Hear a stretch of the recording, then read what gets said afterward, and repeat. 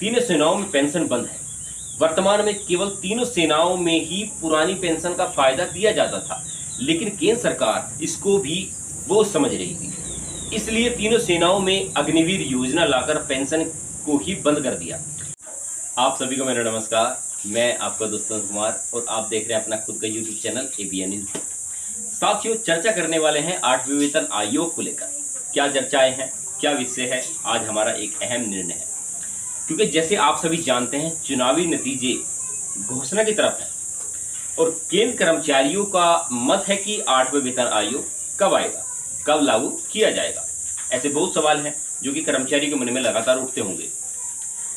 8वें वेतन आयोग के तहत अगर हम बात करते हैं, केंद्र कर्मचारी पेंशन भोगी, राज्य कर्मचारी पेंशन भोगी की क्रय शक्ति बनी रहे, इसलिए उनको महंगाई भत्ते का भुगतान किया जाता है। लेकिन महंगाई भत्ता एक ऐसी सीमा तक काम करता है, उसके बाद कर्मचारी और पेंशन धारकों की सैलरी और पेंशन के स्ट्रक्चर को संशोधित या संगठित करने की जरूरत होती है। इसके लिए वेतन आयोग यानी कि पे कमीशन लागू किया जाता है।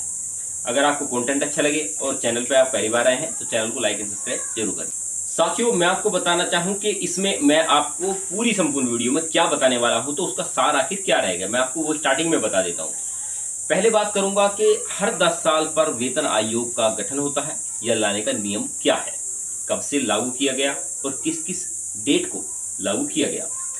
दूसरे नंबर पर बात करूं, लोकसभा चुनाव में जाने से पहले कमेटी का गठन आखिर क्यों नहीं किया गया। ये एक बहुत बड़ा सवाल है, क्योंकि जब 2016 का गठन जो हुआ, यानी कि 7वें वेतन आयोग का जब गठन हुआ था, तो उस समय की जो मौजूदा सरकार थी यानी कि कांग्रेस सरकार थी, तो उसने जो है 7वें वेतन आयोग गठन करने के लिए कमेटी का गठन किया था, लेकिन ऐसा बीजेपी ने नहीं किया।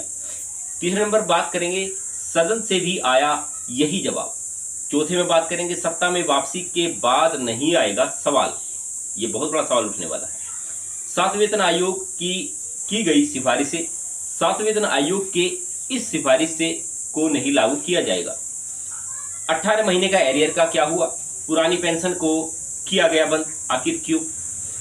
तीनों सेनाओं में पेंशन बंद, 7वें वेतन आयोग से सबसे कम फायदा। साथियों, मैं आपके साथ जो शेयर करने वाला हूं बड़े गौर से सुनना। हर 10 साल पर वेतन आयोग लाने का नियम है। चौथा वेतन आयोग 1 जनवरी 1986 से लागू किया गया। 5वां वेतन आयोग 1 जनवरी 1996 से लागू किया गया। छठा वेतन आयोग जनवरी 2006 से लागू किया गया। उसके बाद 7वें वेतन आयोग 1 जनवरी 2016 से लागू किया गया। लेकिन अब ऐसे में 8वां वेतन आयोग 1 जनवरी 2026 से लागू हो जाना चाहिए, लेकिन केंद्र सरकार ने इसको लेकर कोई कमेटी का गठन अभी तक नहीं किया है। आमतौर पर लोकसभा चुनाव में जाने से पहले केंद्र सरकार कमेटी का गठन कर देती है। 2014 में तत्कालीन कांग्रेस सरकार ने चुनाव में जाने से पहले 7वें वेतन आयोग की कमेटी का गठन किया था, लेकिन इस बार मामला उल्टा है या उल्टा दिखाई पड़ रहा है। वर्तमान की केंद्र सरकार ने ऐसा कोई फैसला नहीं लिया है। इससे साफ पता चलता है कि केंद्र सरकार 8वें वेतन आयोग लाने के ऊपर विचार नहीं कर रही है। साथियों, ये जो चर्चाएं थी, इसका मुद्दा सदन में भी उठाया गया। केंद्र सरकार बार बार यही कहती आई है कि 8वें वेतन आयोग को लेकर कोई विचार नहीं है। अभी भी हाल ही में राज्य और लोकसभा में यह मुद्दा उठाया गया, जिस पर केंद्र सरकार ने उसको सिरे से खारिज कर दिया और यह स्पष्ट किया कि सरकार के पास 8वें वेतन आयोग को लेकर अभी कोई प्रस्ताव विचारधारी नहीं है। सत्ता में वापसी के बाद नहीं उठेंगे सवाल। ऐसे में यूनियन के प्रतिनिधि से पूछा तो उन्होंने कहा कि लोकसभा चुनाव के बाद नई सरकार गठित होने के बाद 8वें वेतन की जो मांग है वो जोर शोर से की जाएगी। ऐसे में अगर बीजेपी सरकार सत्ता में वापस आती है और सत्ता में वापसी के बाद एक बार फिर से उनसे मनोबल बढ़ाया जाता और यही सवाल कहा जाए कि 8वें वेतन कब लागू होगा, तो उनका केवल इतना कहना होगा कि 8वें वेतन आयोग को लेकर कोई विचार अभी मौजूदा स्थिति में नहीं है।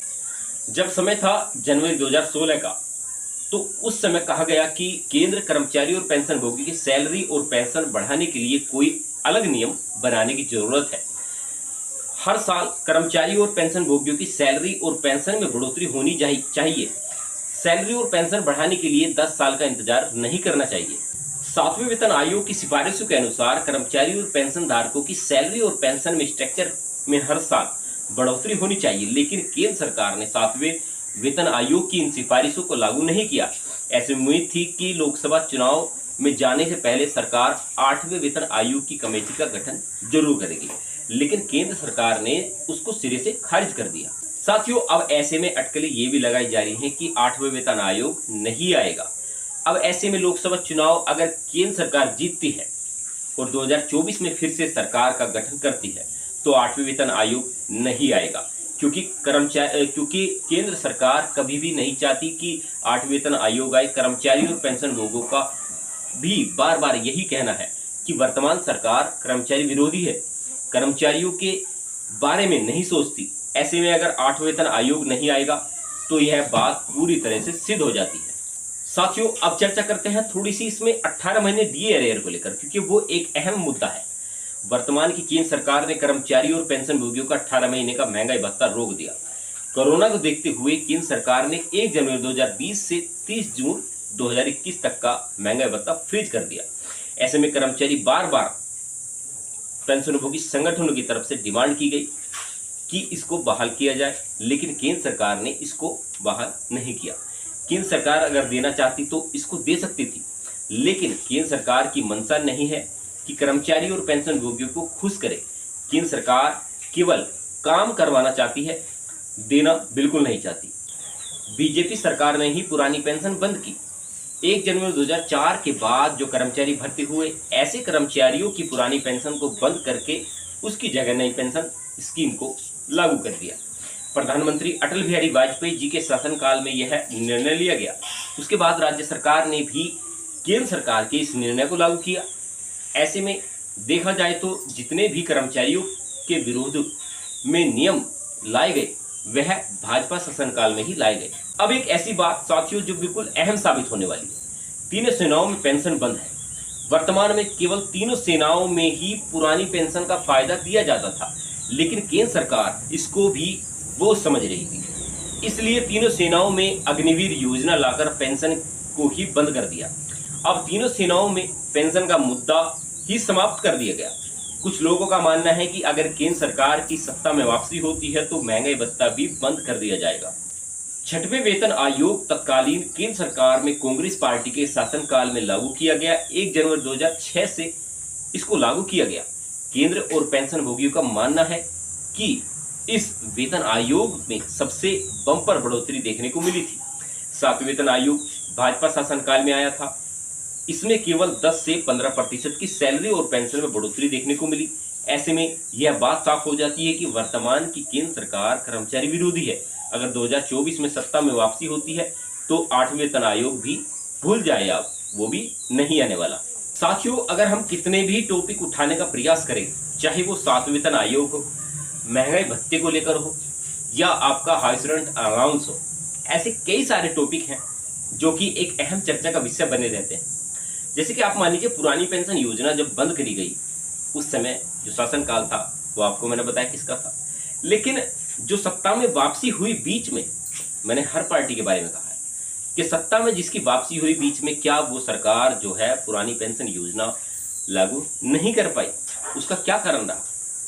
लगातार 8वें वेतन आयोग को लेकर लगातार हमने चर्चाएं की, लगातार एक चीज को दोहराने का प्रयास किया गया कि सत्ता में आने के बाद भी कांग्रेस पार्टी ने हमारा जो है पुरानी पेंशन योजना आखिर लागू क्यों नहीं की।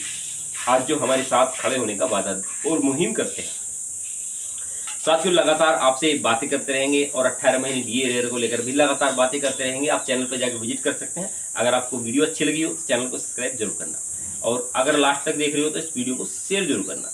चलिए साथियों, नमस्कार। मिलते रहेंगे आपसे ऐसे ही नॉलेजेबल मुद्दे के साथ। बस आप चैनल सब्सक्राइब करके रखना ताकि आपको ऐसी नॉलेजेबल वीडियो हमेशा मिलते रहे, ताकि आपसे कोई ऐसी वीडियो मिस ना हो पाए।